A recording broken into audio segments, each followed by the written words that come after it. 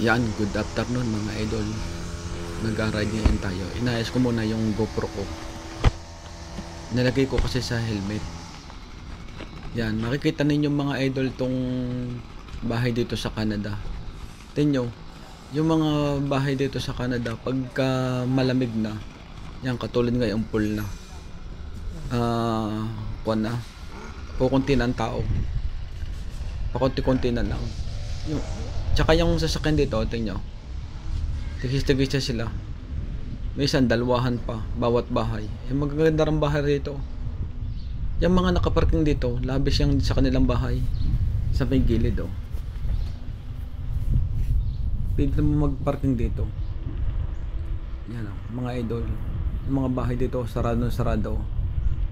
Wala kasi nung nalabas kasi ang iba nasa bahay na lang nag-i-stay. Yung iba naman may trabaho. Mga nasa bahay na lang online. Tayo naman yan oh, nagbabike para makita natin ang paligid pag ganitong kwan, pag pool. Ang ganda rito pagka pool dito sa Canada. Ayan oh, grabe. Tingnan yung mga bahay dito oh. Yung mga puno oh, tingnan ang ganda oh, pagka nasisikat na lalo ng araw, dilaw na dilaw. Yan. Yan, mapula-pula pa yung isa oh. Dilaw-dilaw. Kasi malulugo na yan oh. Yan oh, nababaksak na yung mga dahon. Yan, nag-ride tayo. Mahina lang ating ride mga idol. Yan, ang ganda oh. Yan, ayan pangarap kong car. Kaya lang, hindi tayo maalam. RAM. Maganda pagka RAM, pagka yung snow. Hindi ka kasi na mapapahiya. Yan, yan, RAM na naman oh. Mga pick-up truck oh. Ilan ang pick-up truck. Yan pagka snow, maganda yan pagka gagamitin mo.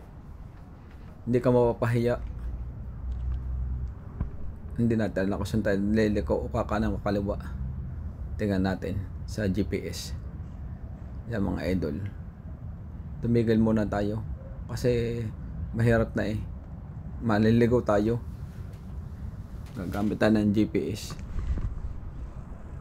Kahit bike, gagamit tayo ng GPS. May data naman marami naman data. Yan oh, ang ganda rito mga idol oh. Pag nag-ride ka, relax na relax ang isip mo oh. Makita mo rito sa Canada. Yan, logo. Yan ang maganda oh, sasakyan. Dilaw. Kuwan yun, ano kong tawag doon? Rubicon yata yun. Ganda. Tingnan, dito sa may bandang ito, wala ka na kasi makikita ng mga tao. Yan, yung sasakyan lang.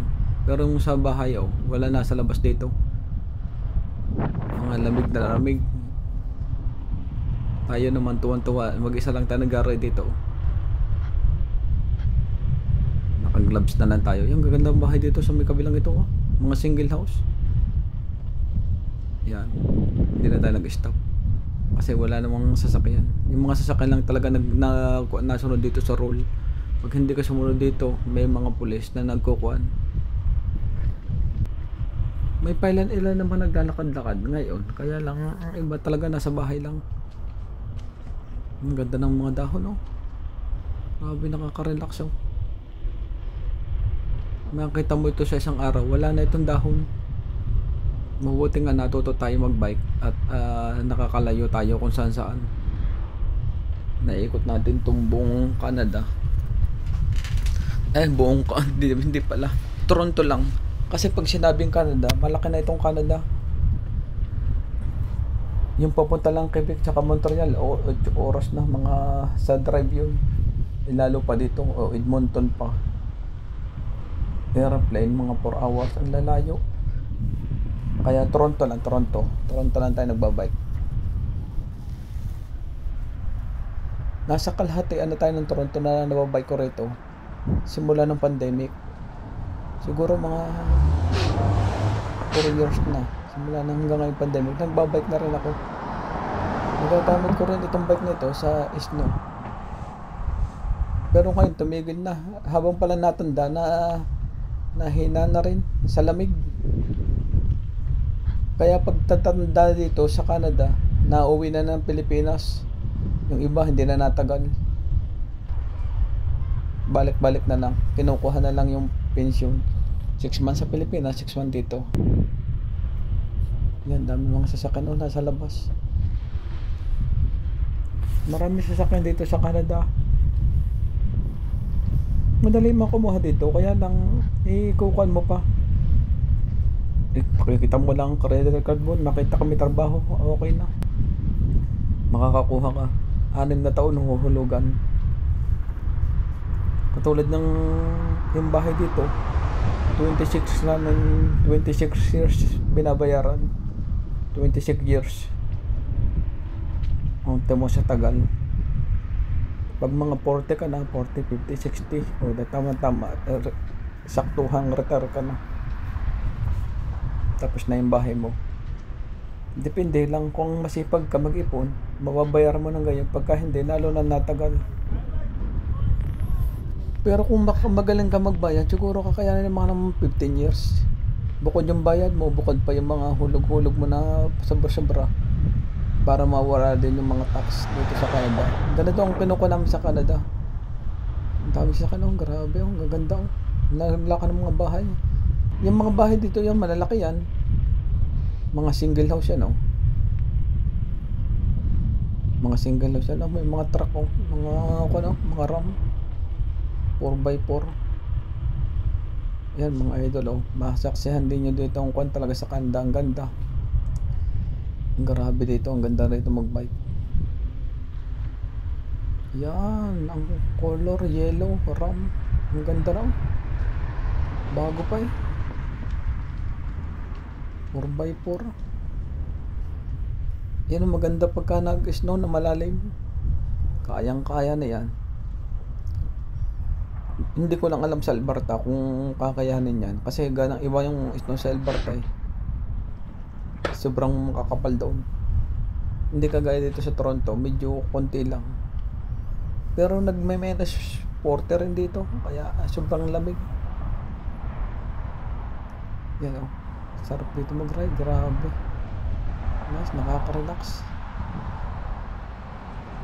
Yan o. Marapit na daw sa condo. Sa kasada. Dahil sa may mga sasakyan. Mga bisan daan dito. Ride lang tayo. Sarap mag-ride eh. Huwag tayo ng bike.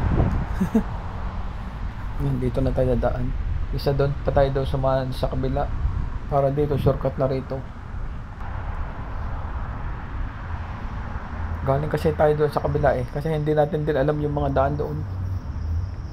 Yan, Robic Park. Diretso na tayo. Dito, nung pandemic, dito ako natutong magbike. Yan, dito nung pandemic. Hanggang sa nagtagal-tagal, yan, nakakabisado ako ng magbike na malalayuan. Yan, palusong-lusong ako dito eh. Tuwan-tuwa dati ako noon nung natuto ako. Sobrang saya ko. Kasi sa Pilipinas, hindi naman makakabili agad eh. Mga ngayos lang sa bundok, makakabili ka noon, di bili mo na ng bigas. Kaysa bike. Kaya hindi rin tayo matuto.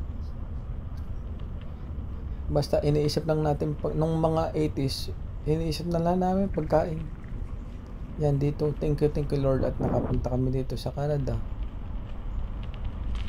Sana pa-share ng YouTube ko para marami pa makapanood.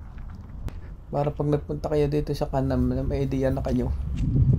Comment, like and share. Thank you rin sa mga nag-subscribe at magsusubscribe pa.